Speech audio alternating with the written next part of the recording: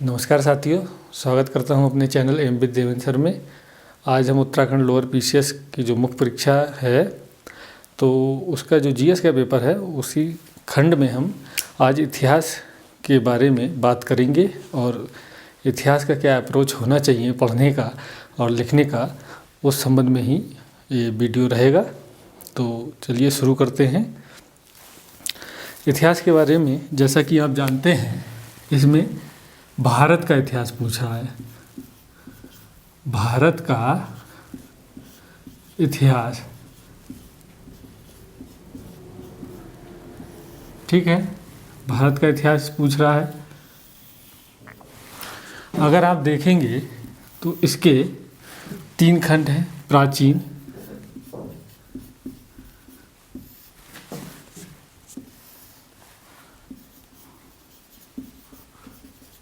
मध्यकालीन, फिर देखेंगे आधुनिक। ये 3 खंड हैं। क्योंकि हर एक एग्ज़ाम का अपना एक तरीका है प्रश्न पूछने का। चूँकि अलग अलग एग्ज़ाम होते हैं तो उसमें अलग अलग तरीके से क्वेश्चन पूछे जाते हैं। पीसीएस का एग्ज़ाम है, उसमें इतिहास पूछने का जो पैटर्न है वो कुछ अलग है, लोअर का कुछ अलग है और यूपीएससी का अलग है। इसी प्रकार से देखेंगे तो नेट का भी अलग रहता है। यहाँ पर आपको ये देखना है कि जो इतिहास है उसको आपने प्राचीन से लेके और स्वतंत्रता की प्राप्ति तक, यानी कि आधुनिक भारत तक आपको समग्रता के साथ पढ़ना चाहिए।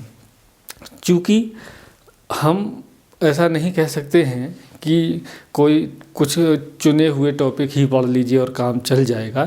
क्योंकि जिस तरीके से 2 पेपर हुए हैं, एक 2010 में हुआ है जो मेंस का, 2010 और 2016, तो आप देखेंगे कि दोनों ही प्रश्न पत्र में इतिहास जो है वो 20 अंक का पूछा गया है। 20 अंक का आयोग के द्वारा 20 अंक का पूछा गया है। इसमें भी क्या किया उसने, एक जो प्रश्न है वो सीधे 100 शब्द में पूछा है, ठीक है। लेकिन जो दूसरा अगर क्वेश्चन देखेंगे, दूसरा जो प्रश्न है इतिहास से जो पूछ रहा है उसको क्या किया इसने 25-25 शब्द में बांटा है ना, 100 शब्द। तो 2 प्रश्न पूछ रहा है और ये दोनों ही पेपर में 10 और 16 में ये प्रवृत्ति हमने देखी है। और जो पेपर जब देखा तो उसमें देखा है कि क्वेश्चन मॉडर्न से पूछ रहा है और एंसेंट हिस्ट्री से पूछा है। अगर आप देखेंगे 10 वाले में, 2010 में जो हुआ है तो उसमें मौर्यकालीन इतिहास जानने के मुख्य स्रोत पूछे हैं, ये 100 शब्द में पूछा है।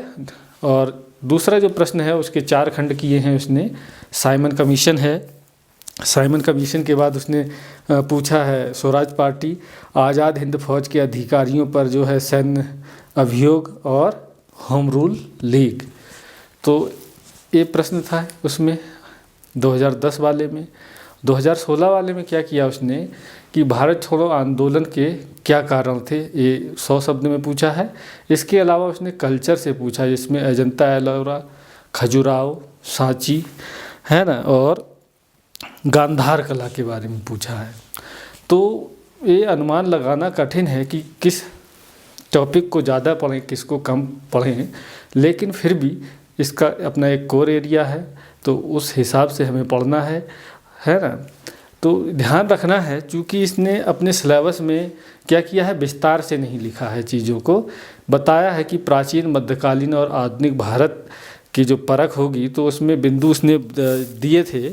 उसमें ये बताया था कि उसका सामाजिक, आर्थिक, धार्मिक और सांस्कृतिक पहलू की परख करेगा, ये तो बताया इसने। फिर अगली लाइन में लिख रहा है कि भारत का स्वतंत्रता आंदोलन, राष्ट्रवाद का विकास और स्वतंत्रता प्राप्ति। अब हमें ध्यान रखना है कि एंसेंट का जो पार्ट है, चूँकि कई बार जो है सिलेबस में कई परीक्षाओं में हड़प्पा से देता है, हड़प्पा सभ्यता से शुरू करता है, लेकिन हमें ध्यान रखना है यहाँ पर जो हमें पढ़ना चाहिए, जो मेरा अपना मानना है, जो मेरा अनुभव है, वो हमें स्टोन एज से पढ़ना चाहिए। समझ रहे हैं, स्टोन एज से पढ़ना चाहिए। तो वहाँ से आप एक समझ भी विकसित कर लेंगे और साथ ही साथ ये ध्यान रखेंगे कि बाई चांस आपको सीधे पूछ दिया नव पाषाण काल की विशेषताएं बताइए और आपने पढ़ाई नहीं है तो आप कहाँ से लिखेंगे। तो ध्यान रखना है कि इतना तो समग्रता के साथ पढ़ लिया जाए कि कोई भी क्वेश्चन आपको दिया जाए तो 4-5 जो पॉइंट हैं उसके वो आप लिख पाएँ, ये आपको ध्यान रखना चाहिए। ठीक है। और चूँकि मध्यकालीन भारत से 2 पेपरों में तो नहीं पूछा है, लेकिन हम ये नहीं कह सकते हैं कि इस बार भी नहीं पूछेगा, चूँकि मध्यकालीन भारत का भी अपना महत्व है और हर एक पार्ट का अपना महत्व होता है।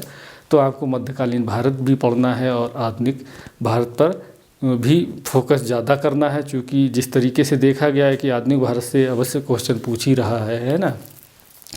अब हमें ध्यान रखना है कि जब हम प्राचीन भारत पढ़ेंगे तो हमें किन किन बातों का ध्यान रखना है, किन किन बातों का हमें ध्यान रखना है। इसमें ध्यान रखना है जो इसका कोर एरिया है प्राचीन में, जैसे आपने स्टोन एज तो आपने पढ़ लिया है, उसकी विशेषताएं आप ध्यान रखेंगे हर एक कालखंड की। कई बार क्या हो सकता है कि जो स्टोन एज के जो साइट्स हैं, जो केंद्र हैं, है ना, तो उनसे क्वेश्चन पूछ सकता है। जैसे सीधे उसने क्वेश्चन जो है 25 शब्द में दे दिया चिराद, तो उसके बारे में लिखना पड़ेगा, तो आपको ये ध्यान रहना चाहिए। ठीक है। फिर हड़प्पा पे आते हैं। हड़प्पा सभ्यता से क्वेश्चन पूछने की संभावना हो सकती है, इस बार हो कि संभावना बने, तो इसमें इसकी नगर नियोजन व्यवस्था को ध्यान रखना है, बहुत ही महत्वपूर्ण भी है। और जब हम अगर 100 शब्द में पूछे नगर नियोजन व्यवस्था, तो वर्तमान में जो चल रही है स्मार्ट सिटी योजना, उससे कनेक्ट करने का प्रयास करना है, क्योंकि जो चीज़ प्राचीन की जो चीज़ है अगर वर्तमान से कहीं कनेक्ट हो रही है तो 1 लाइन या 2 लाइन उसको भी मिलाना है कि हमने हड़प्पा सभ्यता से क्या सीखा और अभी वर्तमान में जो योजना है वो क्या रिलेशन है उसका, समझ रहे हैं नहीं, ये ध्यान रखना है। इसके अलावा देखेंगे चूँकि आर्थिक पहलू की जो है जांच करेगा कह रहा है वो सिलेबस में, तो उसका व्यापार और वाणिज्य इस पर हमें फोकस करना चाहिए। ठीक है, ये हो गया। फिर एक चीज़ और ध्यान रखना है कि बहुत सारे जो चीज़ें हैं कि वर्तमान में वो करंट अफेयर्स टाइप की भी बन सकती हैं, क्योंकि उसका ऐतिहासिक महत्व है। तो करंट में भी कुछ चीज़ें चर्चा में रही हैं, जैसे धौलावीरा को विश्व विरासत स्थल घोषित किया है, तो हो सकता है वो 25 शब्द में उसको लिखने के लिए बोले कि 25 शब्द में लिखिए। तो आपको ये ध्यान रखना है, करंट के पॉइंट ऑफ व्यू से भी उसको समझना है। क्लियर? तो ये है टॉपिक। फिर आप देखेंगे वैदिक काल से बड़े प्रश्न बनने की संभावना कम रहेगी, हो सकता है 25 शब्द में बने, जैसे सभा और सम्मति, है ना, या फिर रीत की अवधारणा। एक समान तरीके से पढ़ना है, आपको इतिहास का विशेषज्ञ नहीं बनना है, क्योंकि वो विशेषज्ञ नहीं चाह रहा है, वो एक प्रशासक चाह रहा है, तो आपको उतना समझ होना चाहिए। क्लियर? चूँकि आप पढ़ते आ रहे हैं, है ना, आपके अच्छे नंबर आ रहे हैं तभी आप मेंस लिखेंगे, यानी कि आपको इतिहास की समझ है, बस उसको पॉलिश करने की ज़रूरत है और जो कोर एरिया है उस पर ज़्यादा फोकस करने की ज़रूरत है ना। आप नए तो है नहीं कि बिल्कुल भी आपको इतिहास की समझ नहीं है, तो ऐसा नहीं है, आपको इतिहास की समझ है, बस मेन जो पॉइंट्स हैं, जो मेन टॉपिक है उस पर फोकस करते रहना है। तो आपका हड़प्पा सभ्यता में आपका हो गया। फिर ऐसे ही सभा समिति के बारे में बताया, हो सकता है जैसे वेद हैं, 4 वेद में से कोई एक वेद दे दे, 25 शब्द में पूछ ले। फिर हम आते हैं जो जैन और बौद्ध धर्म में, तो जैन और बौद्ध धर्म की जो शिक्षाएं हैं उन पर आपको फोकस करना चाहिए। फिर मौर्य साम्राज्य में देखेंगे तो मौर्य साम्राज्य में आपको ये ध्यान रखना है, चूँकि पिछली बार क्वेश्चन आया है 2010 वाले में कि मौर्य साम्राज्य का इतिहास जानने के स्रोत हो। ज़रूर नहीं है कि रिपीट हो, लेकिन हमें उसको समग्रता से पढ़ना है, चूँकि ये पहला एक केंद्रीय प्रशासन हम देखते हैं मौर्य साम्राज्य में पहली बार, तो वहाँ पर आपको प्रशासन उसको मतलब तैयार करना है। मौर्य प्रशासन, मौर्य कला, चूँकि गंधार कला पिछली बार पूछ लिया, हो सकता है इस बार मौर्य कला पूछ ले, या फिर अशोक की धम्म नीति पूछ ले, या अशोक के शिलालेख। जैसे चूँकि अशोक का जो है अगर देखें रिलेशन, तो उत्तराखंड से अगर हम कनेक्ट कर सकते हैं कालसी शिलालेख, तो वो चीज़ें हमें समझनी होंगी। कई बार क्या होगा, सीधे व्यक्तित्व पूछ सकता है, चंद्रगुप्त मौर्य के बारे में पूछ दे, या फिर कह दे कि कौटिल्य का अर्थशास्त्र, तो आपको लिखना पड़ेगा, इतना आपको मालूम होना चाहिए। फिर अगर हम देखें, जैसे कुषाण से उसने पूछा है कि गांधार कला के बारे में, है ना, तो हो सकता है अगली बार मथुरा कला के बारे में पूछ ले। ऐसे गुप्त काल में आप देखेंगे तो गुप्त काल में जो उसका क्लासिकल जो एज कहते हैं उसको, है ना, स्वर्ण काल कहते हैं, तो उसको हमें समझना है, क्योंकि साहित्य का और स्थापत्य का बहुत ज़्यादा विकास होता है, तो वहाँ पर ये चीज़ आपको ध्यान रखना है। गुप्त काल में फिर देखेंगे समुद्रगुप्त की जो विजय है उसको आपको समझना चाहिए। और इसके अलावा आप देखें तो चंद्रगुप्त द्वितीय जो विक्रमादित्य है उसके बारे में थोड़ा आपको ध्यान रखना चाहिए। चीज़ें क्लियर। अब इसी तरीके से हम आगे बढ़ते जाएंगे, कोर एरिया पे फोकस करना है ज़्यादा, ठीक है। फिर आप देखेंगे जैसे हर्षवर्धन है, तो हर्षवर्धन का समकालीन शासकों के साथ क्या संबंध था, प्रश्न पूछ सकता है 100 शब्दों में, है ना। ऐसे ही अगर हम चलें तो फिर पूर्व मध्यकाल से हो सकता है क्वेश्चन आ जाए, सामंतवाद, भारतीय सामंतवाद बन सकता है। हालांकि विशेष कर देखेंगे तो इतिहास वालों जो कैंडिडेट है, जो मुख्य परीक्षा जिसका ऑप्शनल इतिहास रहता है, तो हाँ इस तरीके के प्रश्न पूछते हैं, जीएस में संभावना कम रहती है। फिर अगर मध्यकालीन में देखेंगे हम, तो मध्यकाल में बहुत ही मोटी मोटी चीज़ें पकड़नी हैं। ध्यान रखना है इस समय जिस तरीके का जो माहौल है ना, जिस तरीके की चीज़ें चल रही होती हैं देश में, तो उस पर भी हमें ध्यान रखना होता है। जैसे आपको ये ध्यान रखना चाहिए, क्योंकि पृथ्वीराज चौहान के बारे में आप थोड़ा सा पढ़ लीजिए, इससे आप कवर कर पाएंगे पानीपत की आप तराइन का प्रथम और द्वितीय जो युद्ध है उसको आप पढ़ना समझना, क्योंकि इस तरीके की चीज़ें अभी जो है चर्चा में आ जाती हैं। कई बार क्या होता है कि जो राजनीतिक लोग हैं वो इस तरीके की चीज़ें जो है बोलते हैं, तो वो चर्चा में आती हैं, तो कई बार इस तरीके से प्रश्न बनाने की कोशिश करता भी है एग्जामिनर। और दिल्ली सल्तनत में आप देखें तो इल्तुतमिश के बारे में पढ़ना चाहिए, उसको वास्तविक संस्थापक क्यों कहा जाता है। रजिया हो गई, चूँकि पहली महिला सुल्तान है, हो सकता है 25 शब्द में पूछ ले। इसके अलावा आप देखेंगे बलबन की जो रक्त और लौह की नीति और उसका जो राजत्व सिद्धांत है वो पूछने की संभावना बन सकती है। और अलाउद्दीन खिलजी की जो भूराजस्व सुधार है और जो उसका कहेंगे कि बाजार नियंत्रण व्यवस्था है उसके बारे में आप पढ़िए, कोर एरिया है, बन सकता है। और देखें एमबीटी जो मोहम्मद बिन तुगलक, तो उसकी योजनाएं और योजना की विफलता का क्या कारण है, क्वेश्चन बनता है और मेंस के पॉइंट ऑफ व्यू से भी बनेगा। वो इस तरीके का प्रश्न ही बनते हैं। और फिरोज शाह तुगलक की कल्याणकारी नीतियाँ, ठीक है ना। फिर अगर मुग़ल काल में चलें तो बाबर की विजय, ये छोटे टॉपिक में जैसे आप तैयार कर सकते हैं। बहुत टफ क्वेश्चन नहीं पूछेगा, क्योंकि यहाँ पर इस तरीके से नहीं पूछता है कि विवेचना करिए या वो करिए, है ना। वो सीधे क्वेश्चन पूछता है, एक इन्फॉर्मेटिव टाइप का, आपको सीधे लिखना है उसको। इसके अलावा आप देखेंगे हुमायूं की भूलें, है ना, या उसकी समस्याएं। और फिर शेरशाह सूरी जो है अपने सुधारों के लिए जाना जाता है ना, तो उसके टॉपिक को ध्यान से कवर करना है, अच्छे से कवर करना है। और फिर अगर आप देखें अकबर, तो अकबर में की जो बहुत सारी चीज़ें हैं, मनसबदारी व्यवस्था है उसका, है ना, दीन लाई है, तो उसकी सुलह कुल नीति है, ये आपको टॉपिक तैयार करने चाहिए। गुलबदन बेगम से भी प्रश्न बन सकता है, सीधे लिख दे, 25 शब्दों में लिखिए गुलबदन बेगम, या कई बार पुस्तक के रूप में कोई ऐतिहासिक पुस्तक उठा सकता है यहाँ से, ठीक है। और इसी प्रकार से देखेंगे तो शाहजहाँ से प्रश्न पूछ लेता है, उसकी मध्य एशिया की नीति क्या थी।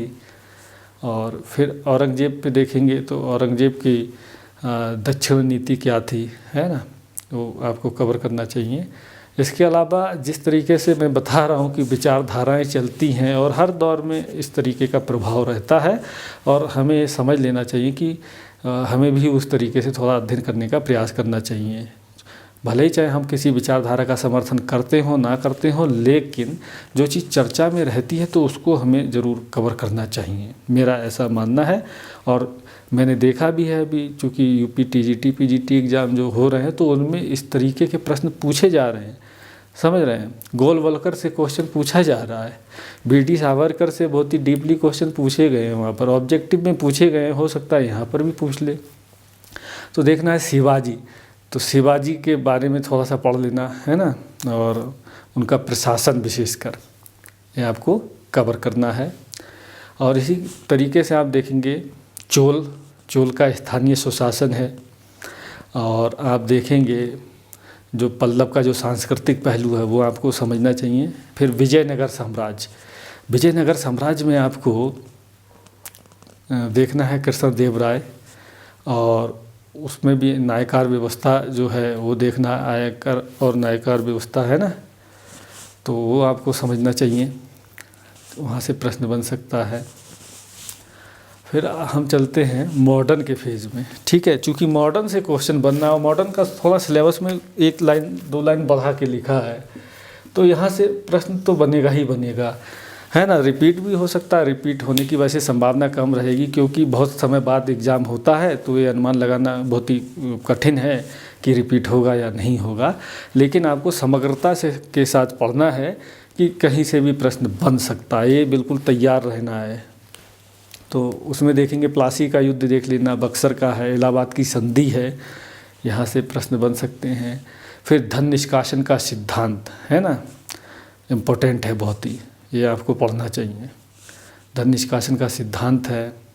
इसके अलावा अगर आप देखेंगे तो चूँकि भारत का जो स्वतंत्रता संग्राम है उसमें बहुत सारी चीज़ें आपको देखने को मिलेगी, है ना। 1857 का विद्रोह, तो विद्रोह में कई बार क्या होते हैं, हम लोग कारण और उसके परिणाम पर ही फोकस करते हैं, लेकिन अगर क्वेश्चन बन गया 1857 के विद्रोह का स्वरूप के बारे में बताइए, तो फिर क्या लिखेंगे, स्वरूप, है ना, उसके स्वरूप पर, मतलब आप उसको किस नज़रिए से देखते हैं, कैसा था, धार्मिक विद्रोह था, सैनिक विद्रोह था, है ना।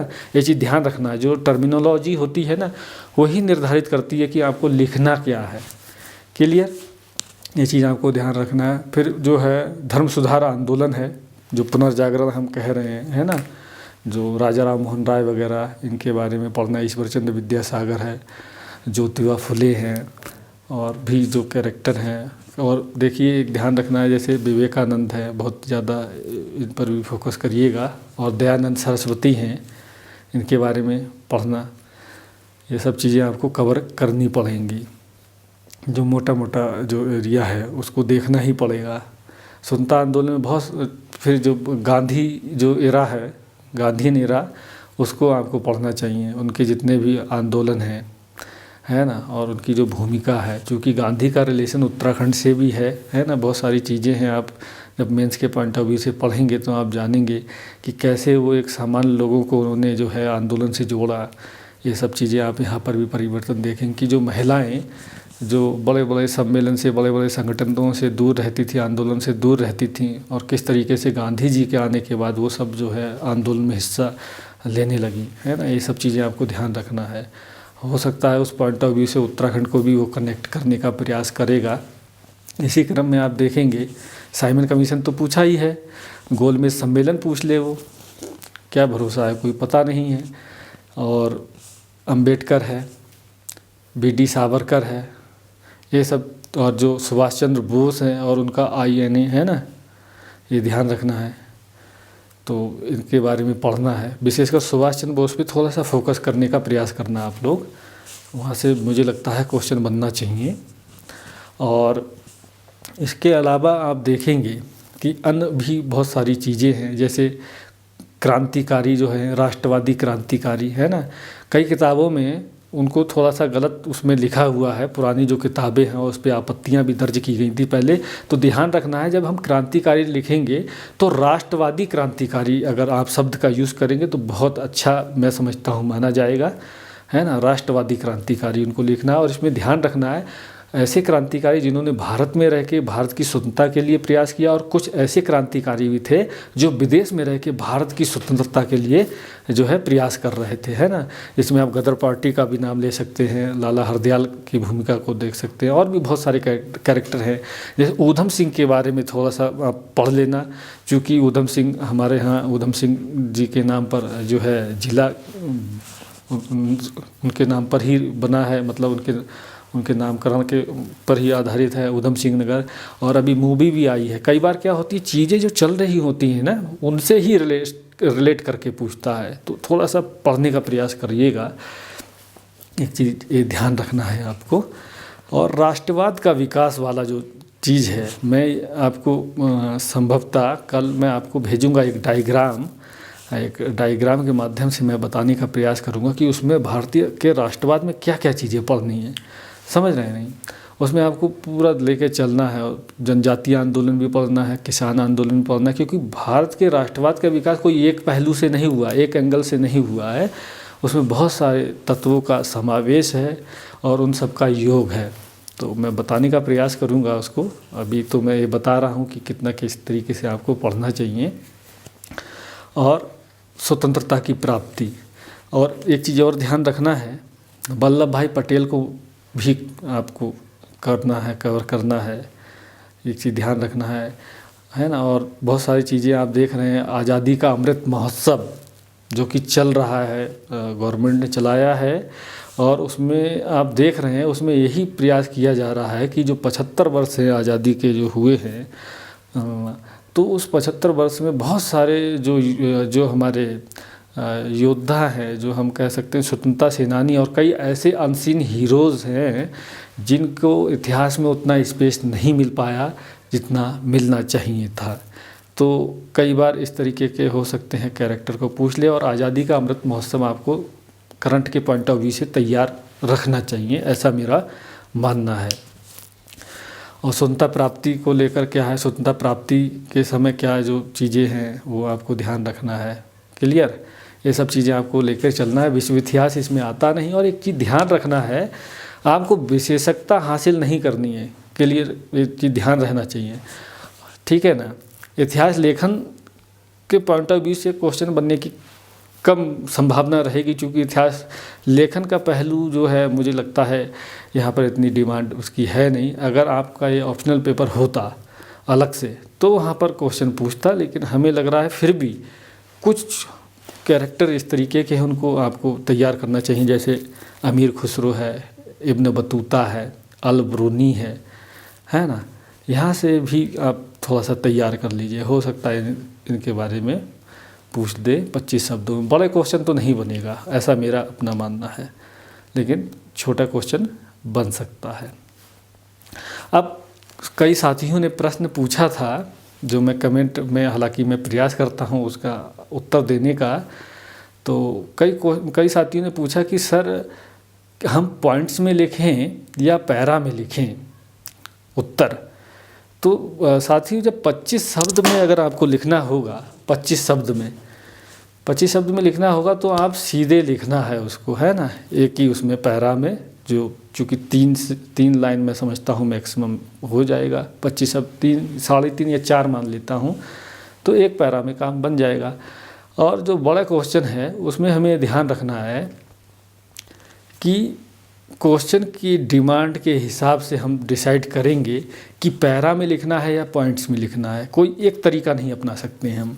जैसे उसने भारत छोड़ो आंदोलन के क्या कारण थे, तो कोई एक कारण तो होगा नहीं, तो हमने सीधे बताना है कि जो अगस्त 1942 में भारत छोड़ो आंदोलन जो हुआ था उसके निम्नलिखित कारण थे। पॉइंट 1, 2, 3 करके आप जो भी जितने पॉइंट आप जानते हैं उसको लिखना है। और एक चीज़ ध्यान रखना है, जो बड़ा क्वेश्चन रहेगा उसमें निष्कर्ष के तौर पर 1 या 2 लाइन जो है ज़रूर लिखना, जो आपका विचार है, ठीक है। चूँकि आपसे अपेक्षा की जाती है, आप सीधे आप लिख देंगे किताब की भाषा, तो वहाँ उतना प्रभाव नहीं पड़ेगा, उतना प्रभावशाली उत्तर मैं समझता हूँ नहीं माना जाएगा। अगर निष्कर्ष में आप थोड़ा सा अपना विचार उसमें डालने का प्रयास करेंगे, जो आपने समझा तो वो आप लिखने का वहाँ पर 1-2 लाइन में प्रयास जरूर करिएगा। बड़े जो 100 शब्द में पूछेगा जहाँ पर वहाँ पर, और बाकी जो 25 शब्द में पूछ रहा वहाँ सीधे लिखिए आप, कोई दिक्कत नहीं है। वो इन्फॉर्मेटिव टाइप के क्वेश्चन है, एक इन्फॉर्मेशन वो आपसे चाह रहा है बस। और ध्यान रखना है, बहुत एक ही लाइन में कई चीज़ें समाहित करने की कोशिश करना है ना, भूमिका बनाने के चक्कर में नहीं रहना है बहुत ज़्यादा। 1 लाइन 2 लाइन बहुत है भूमिका के लिए, इससे ज़्यादा नहीं होना चाहिए, क्योंकि शब्द सीमा बहुत कम है। भूमिका बनाएंगे, जो मेन पार्ट है, जो चीज़ पूछ रहा है वो आपका रह जाएगा। तो मेन पार्ट पर फोकस करना है आपको, ठीक है। इसके अलावा आपको ध्यान रखना है, जब आप उत्तराखंड, चूँकि उत्तराखंड जब पढ़ेंगे तो उत्तराखंड का इतिहास, उत्तराखंड का इतिहास भी आप पढ़ेंगे, है ना। हालांकि उत्तराखंड के इतिहास से 2 पेपरों में उतना बहुत ज़्यादा उसने वेटेज दिया नहीं है, कुछ व्यक्तित्व को छूने का प्रयास किया है, लेकिन ये ध्यान रखना है आपको कुछ चीज़ें, जैसे मैं आपको थोड़ा सा बताने का प्रयास करूँगा। जैसे कुली बेगार जो आंदोलन हुआ था, है ना, उसका अंत जो 1921 में, तो आपको रिलेट करना है, असहयोग आंदोलन से उसको रिलेट कर सकते हैं। और उसकी वर्षगांठ 2021 में मनाई गई थी, 100 वर्ष पूरे हुए हैं। तो हो सकता है कि जो बद्दी दत्त पांडे जो कैरेक्टर उस समय है ना, नेतृत्वकर्ता, उनसे क्वेश्चन पूछ ले, उनका सीधे नाम दे दे, व्यक्तित्व को लेकर 25 शब्द भी पूछ सकता है। कुली बेगार आंदोलन पूछ सकता है, या कुली बेगार प्रथा पूछ सकता है, या फिर उससे रिलेट करते हुए उत्तरायणी मेला पूछ सकता है, जो हमारे कल्चर का पार्ट है।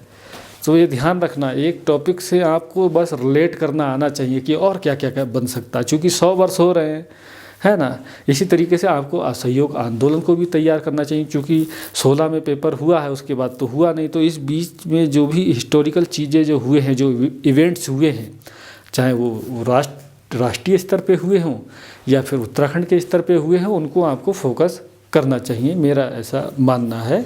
और इस तरीके से प्रश्न पूछने की संभावना जो है रहती है ना।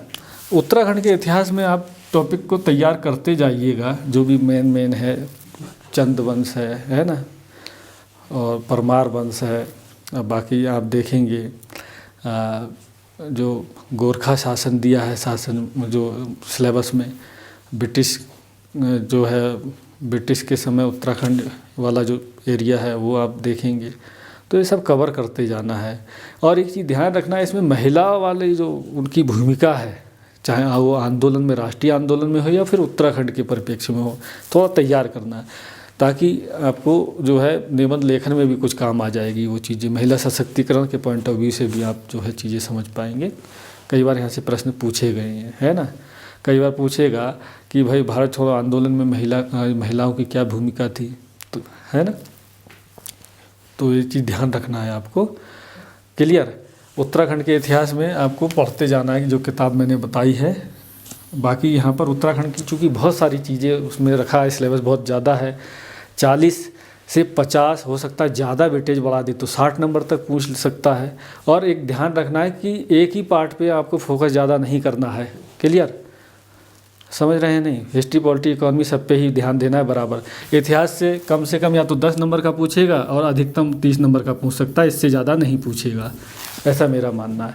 ठीक है, तो मैं समझता हूँ आप समझ गए होंगे। अब मैं 1-2 क्वेश्चन लिखने का बताऊँगा तरीका अगले वीडियो में, और जल्दी ही आएगा वीडियो। आज का वीडियो यहीं समाप्त करता हूँ, मिलते हैं नेक्स्ट वीडियो में। तब तक के लिए नमस्कार, जय हिंद, जय भारत।